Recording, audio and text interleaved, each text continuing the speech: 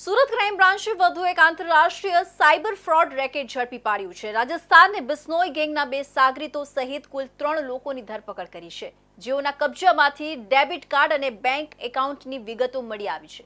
આરોપીઓના મોબાઈલમાંથી 335 જેટલા સ્ક્રીનશોટ મળતા કૌભાંડના તાર મ્યાનમાર સુધી હોવાનું ખુલ્યું છે। ચાઇનીઝ ગેંગના સભ્યો તેનું હેડક્વાર્ટર મ્યાનમારથી બદલીને પાકિસ્તાન ખસેડવાની વિચારણા કરતા હોવાનો પણ ચેટમાં ખુલાસો થયો છે। આ ગેંગ ભારતમાં નકલી બેંક ખાતા ખોલી ક્રેડિટ કાર્ડ મેળવી અને વિવિધ ડિજિટલ માધ્યમો દ્વારા છેતરપિંડી આચરતી હતી। બેંક એકાઉન્ટ ખોલીને તેમાં international gaming, forex, hawala, cyber fraud અને ચીટિંગના નાણાં ટ્રાન્ઝેક્શન કરવા અને USDT દ્વારા તેને દેશ બહાર મોકલવાનું કૌભાંડ બહાર આવ્યું છે, જેમાં રાજસ્થાનની બિશ્નોઈ ગેંગનું નામ સામે આવ્યું છે। સુરત ક્રાઇમ બ્રાન્ચે રેલવે સ્ટેશન નજીકથી બિશ્નોઈ ગેંગના 2 સભ્યોની ધરપકડ કરી છે। તેમની પાસેથી મળી આવેલ સ્ક્રીનશોટમાં ચાઇનીઝ ગેંગની વાતોથી આ મામલે ચોંકાવનારો ખુલાસો થયો છે। ક્રાઇમ બ્રાન્ચે સુરત રેલવે સ્ટેશન નજીકની એક હોટેલમાંથી રામ સ્વરૂપ બિશ્નોઈ અને સાગર બિશ્નોઈની ધરપકડ કરી છે, જેઓ રાજસ્થાનના જોધપુરના રહેવાસી છે। તેઓ બેંક એકાઉન્ટ ખોલાવવા બાબતે સુરત આવ્યા હતા અને તેમની ધરપકડ કરવામાં આવી છે।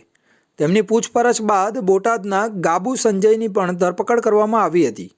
આ સમગ્ર મામલે અત્યાર સુધીમાં 3 લોકોની ધરપકડ કરવામાં આવી છે, જ્યારે અન્ય 3 લોકોને વોન્ટેડ જાહેર કરાયા છે। આ કેસમાં બોટાદથી ગાબુ ઉર્ફે સંજય રામજીભાઈ અને જોધપુરના રામ સ્વરૂપ શિવનાથ રામ બિશ્નોઈ તથા સાગર ભાગીરથ બિશ્નોઈ સહિત 3 આરોપીઓની ધરપકડ કરવામાં આવી છે, જ્યારે અન્ય 3 આરોપીઓ વોન્ટેડ જાહેર કરાયા છે। આરોપીઓ પાસેથી મળી આવેલા 8 મોબાઈલ ફોન અને તેમાંથી મળેલા 335 જેટલા સ્ક્રીનશોટ આ કૌભાંડની ગંભીરતા દર્શાવે છે। આ સ્ક્રીનશોટમાં ક્રાઇમ બ્રાન્ચને ઘણા ચોંકાવનારા ખુલાસા મળ્યા છે।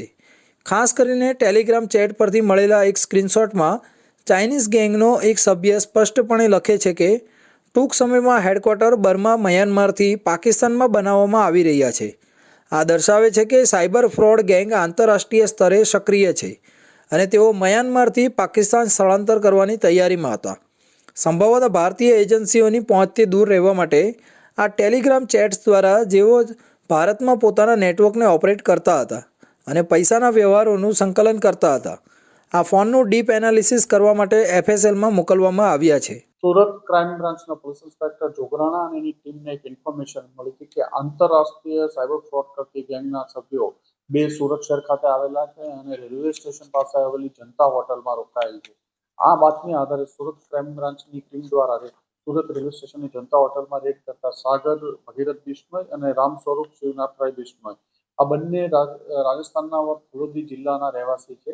એ બંનેને પકડી પાડવામાં આવ્યા હતા। આમની પૂછપરછ દરમિયાન આમની પાસેથી અલગ અલગ મોબાઈલ 8 મોબાઈલો મળી આવ્યા, ડેબિટ કાર્ડ 3 મળી આવ્યા, જે સિમ કાર્ડ, કેશ, પછી અલગ અલગ બેંકોના એકાઉન્ટ્સની ડિટેલ અને એમના ફોનમાં હિસાબ માટે એક ડાયરી રાખી હતી એ મળી આવી અને એના ફોનના સ્ક્રીનશોટમાં 335 જેટલા સ્ક્રીનશોટ રિકવર કરવામાં આવ્યા। એક આંતરરાષ્ટ્રીય સાયબર ફ્રોડનું મોટું નેટવર્ક પ્રાથમિક દ્રષ્ટિએ જણાયું હતું। સુરત ક્રાઇમ બ્રાન્ચની ટીમ દ્વારા વધુ બોટાદ ખાતેથી એક ગાબુ સંજય રામજીભાઈના પણ ધરપકડ કરવામાં આવી છે। આ જ કેસમાં આ ગેંગ અત્યંત સુસંગઠિત રીતે કાર્ય કરતી હતી અને ખાસ મોડસ ઓપરેન્ડીનો ઉપયોગ કરતી હતી।